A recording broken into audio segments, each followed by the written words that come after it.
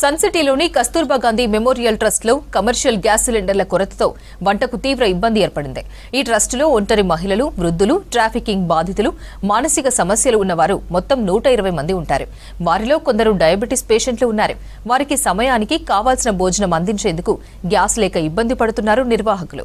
Electric కుక్కర్లు కొన్నా వాటితో వంట చేయడం లేట్ అవుతుందన్నారు. ఇక దీనిపై మరిన్ని డీటెయిల్స్ అనిల్ అందిస్తారు.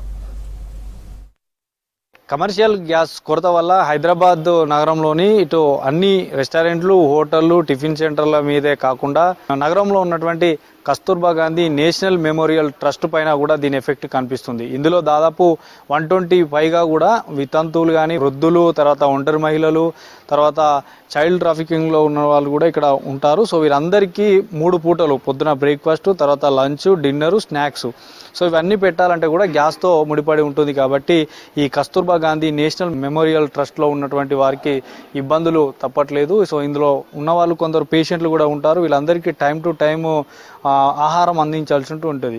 సో ఈ గ్యాస్ వల్ల ఇబ్బంది అవుతుంది. సో ప్రజెంట్ చూడొచ్చు, ఇది చపాతీ చేసేటువంటి ఏదైతే ఉంటుందో సో అది గ్యాస్ లేక బయటనే పెట్టారు. ఇక ఈ కస్తూర్బా గాంధీ ఈ నేషనల్ మెమోరియల్ ట్రస్ట్కి సంబంధించి కూడా చాలా ఇబ్బందులు కూడా పడుతున్నామని చెప్తున్నారు. ఒకసారి లోపల చూడొచ్చు, మొత్తం కూడా వీటికి సంబంధించినటువంటి ఈ కస్తూర్బా గాంధీ నేషనల్ మెమోరియల్ ట్రస్ట్కి సంబంధించినటువంటి ఈ కిచెన్లో ప్రజెంట్ మనం ఉన్నాము. కిచెన్కి సంబంధించి దాదాపు ఇక్కడ వాడేటువంటి కమర్షియల్ సిలిండర్లతోనే ఎక్కువగా ఇక్కడ వంటలు చేస్తుంటుంటారు. అయితే ఈ యొక్క కస్తూర్బా గాంధీ నేషనల్ మెమోరియల్ ట్రస్ట్కి సంబంధించినటువంటి వారు ఉన్నారు, వారిని అడిగి తెలుసుకుందాం. సార్, ఈ గ్యాస్కి సంబంధించి కొరత ఎట్లా ఉంది? గ్యాస్ రోజు ఎన్ని వాడుతారు? ఇప్పుడు ఎట్లా చేస్తారు వీరికి ఆహారం?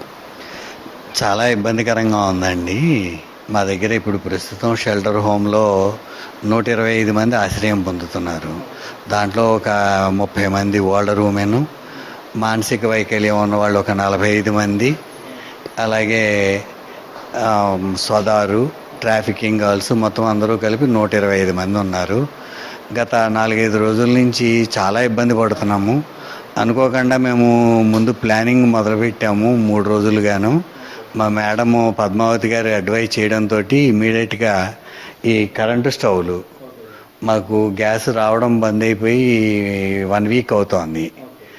మాకు ఎవ్రీ ఆల్టర్నేటివ్ డే ఒక కమర్షియల్ సిలిండర్ అయిపోతుంది. సో మా దగ్గర ప్రస్తుతం ఇది లేదు. కట్టెల పొయ్యి ఒకటి ఏర్పాటు చేసుకున్నాం. అది కాకుండా ఇప్పుడు గ్యాస్ కరెంటు మీద కుక్కర్లు కొన్నాం. ఇక్కడికి వచ్చే వంట వాళ్ళకి కూడా ఇది కొంచెం ఇబ్బందిగా ఉందా? ఏమన్నా చేసుకుంటున్నారా ఈజీగా? కొంచెం నేర్చుకోవడం కష్టంగానే ఉంది. కరెంటు మీద ఆపరేషన్ కాబట్టి వాళ్ళకి తగిన జాగ్రత్తలు తీసుకొని చేయడానికి కొంచెం చేసేవాళ్ళకి కూడా కష్టంగానే ఉంది. కానీ అలవాటు పడడం తప్పట్లేదు. ఇంకా ఎన్ని రోజులు ఉంటుందో మాకు తెలియదు. సో స్లోగా అందరూ అలవాటు పడుతున్నాము. అంటే తొందరగా ఉడకగలిగే వస్తువులు మాత్రమే ప్రస్తుతానికి చేస్తున్నాము. ఇంతకు ముందర ఇడ్లీ, పూరి, వడ ఇలాంటివన్నీ కూడా కొంచెం స్కిప్ చేసాము. డయాబెటిక్ వాళ్ళకి పూరి ప్లేస్లో ఈ దొడ్డు రవ్వ ఇది చేయడం, ఇలా రైస్ కుక్కర్లలో వండుతున్నాము. అలాగే కర్రీస్ కూడా ఇలా 3 కుక్కర్లలో ఇలా కర్రీస్ వండడం మొదలుపెట్టాము. ఈజీగా మాకు కుకింగ్కి ఎక్కడైతే సౌలభ్యం ఉంటుందో అవి మాత్రమే చేయగలుగుతున్నాము. అందరికీ మా దగ్గర ఉన్న ఇన్మేట్స్ అందరికీ కూడా రిక్వెస్ట్ చేశాము, మా గ్యాస్ షార్టేజ్ ఉంది, సో కొన్ని రోజులు మాతో పాటు మీరు కూడా భరించండి అని. రోజు 2 సార్లు 3 సార్లు టీ తాగే అలవాటు ఉంది, ఉదయం రాగి జావ తాగే అలవాటు ఉంది. దానికి మేము ప్రస్తుతం గ్యాస్ వినియోగించుకోలేకపోతున్నాం. అందుకని కొన్ని తగ్గించి ఇవ్వడం జరుగుతుంది. ఇప్పుడు రాగి జావా ప్లేస్లో మార్నింగ్ ఛాయ్ ఇస్తున్నాము. ఇక సమ్మర్ వచ్చింది కాబట్టి మధ్యాహ్నం కొంచెం నిమ్మకాయ నీళ్లు అలాంటివి మధ్యాహ్నం అప్పుడు ఇస్తున్నాము. 2 రకాల కూరలు ఉండేవి, ఒక రకానికి మినిమైజ్ చేయడం జరిగింది. పప్పు, సాంబారు, రసం ఉండేది, దాంట్లో ఒకటే రకం వండుతున్నాము. మళ్ళీ ఎప్పుడైనా కరెంటు పోతే ఇబ్బంది అవుతుందా? మధ్యలో కరెంటు పోతే కూడా ఇబ్బంది, కొందరికి టైంకి అందియాలిగా, వీళ్ళకి కరెంటు పోతే ఏమైనా ఇబ్బంది అవుతుందా? డయాబెటిక్ వాళ్ళు ఉన్నారు, కరెంటు పోతే ఇబ్బంది. వెంటనే మాకు కట్టెల ఆల్టర్నేటివ్ కూడా పెట్టుకున్నాం. సో కట్టెల మీద చేసి వెంటనే రెడీ చేసుకుంటున్నాం. మొత్తం దాదాపు ఎంతమంది ఉన్నారు డైలీ ఇక్కడ? మీరు వారికి అరేంజ్ చేయడానికి ఎంతమంది ఉన్నారు మీకు పని వాళ్ళు కూడా?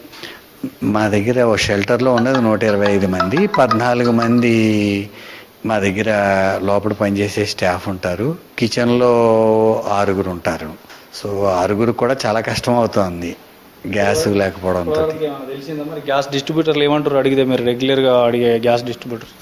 మేము చాలా వాళ్ళని కన్సల్ట్ చేస్తూనే ఉన్నాం. వాళ్ళకి ఏదో ఒక ఫామ్ పంపించమన్నారు. ఎవరెవరికి రిక్వైర్మెంట్ ఉందో వాళ్ళని ఫామ్ ఒకటి సంతకం పెట్టి పంపమన్నారు. బట్ దాని గురించి అయితే మాకు ఇప్పటిదాకా ఏం అప్డేట్స్ లేవు. గవర్నమెంట్ నుంచి కానీ డిస్ట్రిబ్యూటర్ నుంచి కానీ మాకైతే ఇప్పటిదాకా ఏం తెలియదు. అంటే ఇప్పుడు లంచ్కి ఇప్పుడు వండుతారు, మళ్ళీ డిన్నర్కి మళ్ళీ వండుతారా, ఒకేసారి వండుతున్నారా? లేదండి, ఇప్పుడు లంచ్కి ఈ 3 కుక్కర్లో 3 సార్లు కూర వండవలసి వస్తుంది. ఈ 3 సార్లు సాంబార్ వండాలి, 2 సార్లు రైస్, మళ్ళీ ఇదే విధంగా సాయంత్రం మళ్ళీ.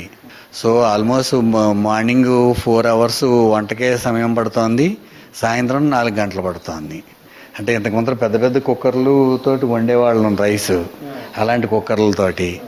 ఇప్పుడు ఆ కుక్కర్ ప్లేసుల్లో మేము అప్పటికప్పుడు కొన్నాం. మరి ఇన్వెస్ట్ చేయడం కూడా కష్టమే కదండి.